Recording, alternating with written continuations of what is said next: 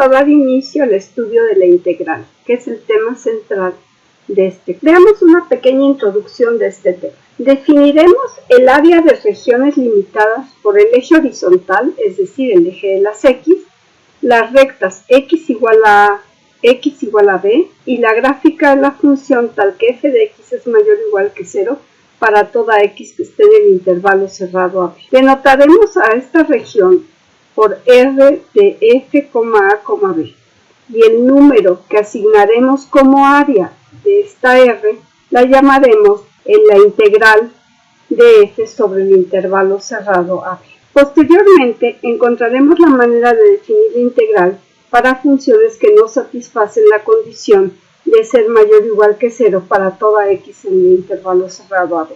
Para justificar la definición de integral, consideraremos la siguiente figura.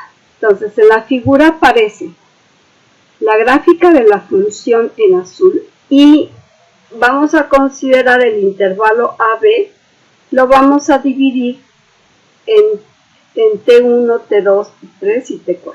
Vamos a considerar que A es igual a T0 y que B es igual a T4 y que además estos puntos están ordenados. Estos puntos determinan ciertos subintervalos, que va a ser el subintervalo T0, T1, T1, T2 y así, etc. Entonces tenemos 4 subintervalos ahí definidos.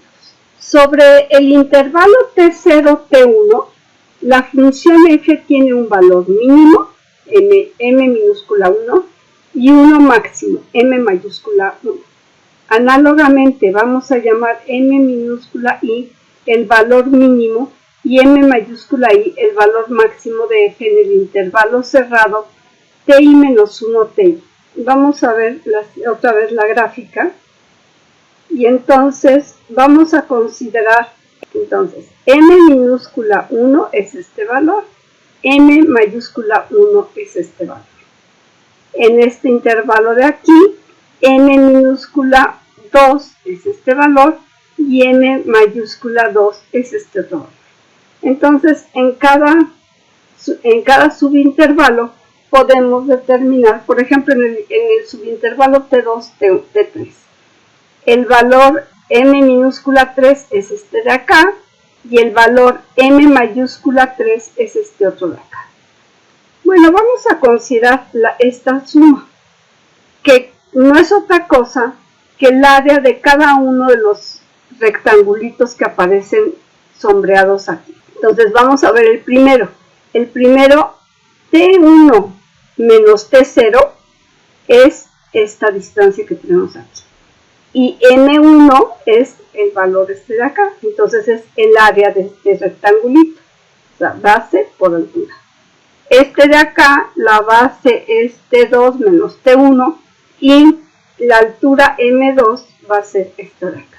Esta suma representa el área total de los rectángulos que están dentro de la región R, F, A, B. O dicho de otra forma, esta suma representa el área de los rectángulos que están por debajo de la gráfica de la función. Análogamente tenemos la suma S mayúscula, que ahora lo que vamos a considerar son los máximos. Entonces, vamos a tener la base que va a ser T1 menos T0 y la altura del rectángulo es exactamente M1 mayúscula. Y así en cada caso. Por ejemplo, en este de aquí, la altura es M4 mayúscula y la base va a ser T4 menos T3. Esta suma representa el área total de los rectángulos que contienen a la región, o dicho de otra forma, es el área de los rectángulos que están por arriba de la función. La propiedad que utilizaremos para intentar definir el área de R será que A tiene que satisfacer que S minúscula es menor o igual que A, menor o igual que S mayúscula. O sea, el área que estamos buscando va a estar entre la suma S minúscula y la suma S mayúscula. O sea, va a ser la S minúscula, recuerden que son los rectángulos que están por abajo, y la S mayúscula, los rectángulos que están por arriba.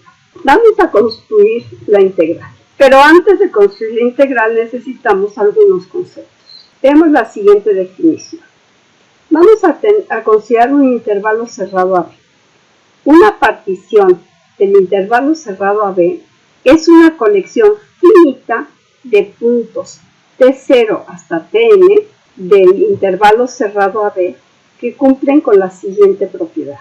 T0 tiene que ser igual a A, Tn tiene que ser igual a B y además están ordenados. O sea, T0 es menor que T1, T1 es menor que T2, y así, etcétera, hasta T. Veamos otra definición. Sea f la función definida del intervalo cerrado AB a los reales, una función acotada, y p igual a T0, T1 hasta Tn, una partición del intervalo cerrado AB. Entonces, vamos a considerar m minúscula i va a ser igual al ínfimo del conjunto de f de x tales que la x está en el intervalo ti menos 1 ti. Y m mayúscula i va a ser el supremo del conjunto f de x tales que ti menos 1 es menor o igual que x menor o igual que ti.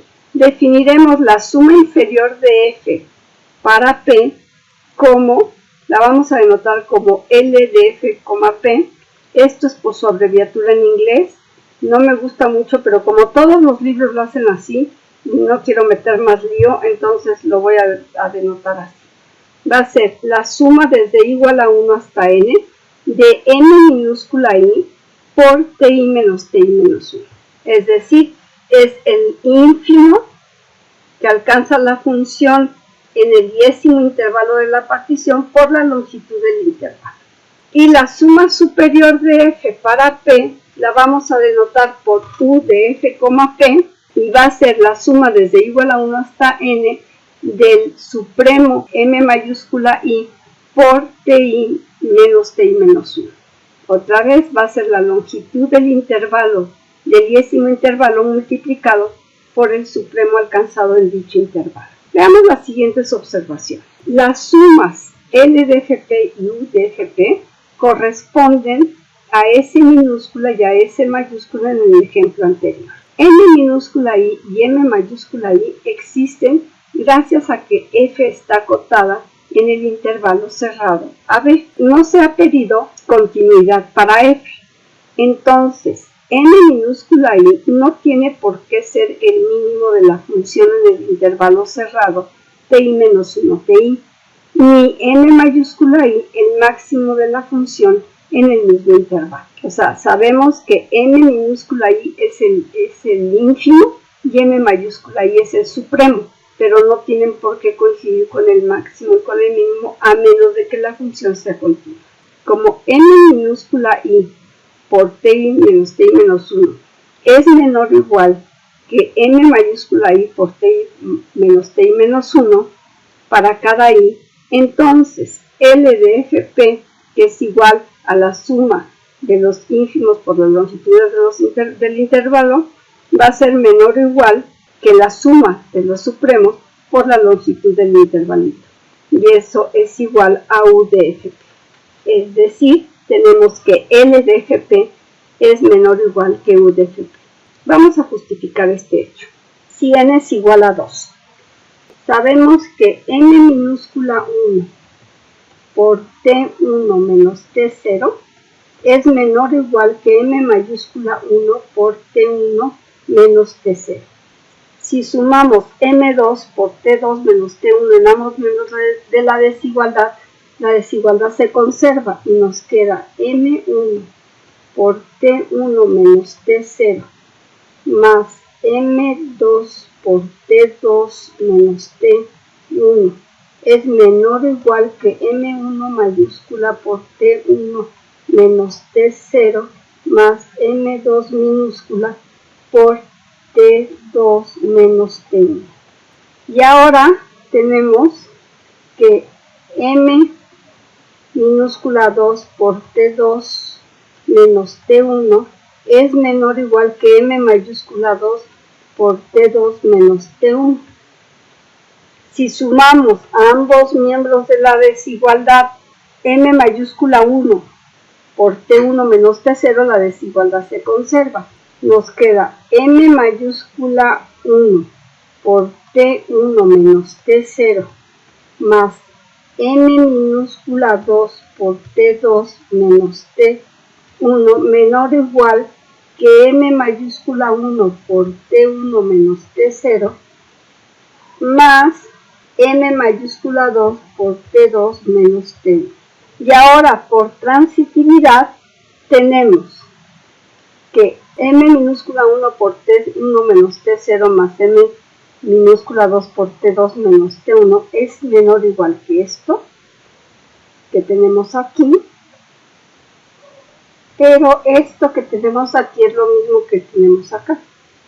Entonces, usando la transitividad, tenemos que m minúscula 1 por t1 menos t0 más m minúscula 2 por t2 menos t1 es menor o igual que m mayúscula 1 por t1 menos t0 más m mayúscula 2 por t2 menos t1.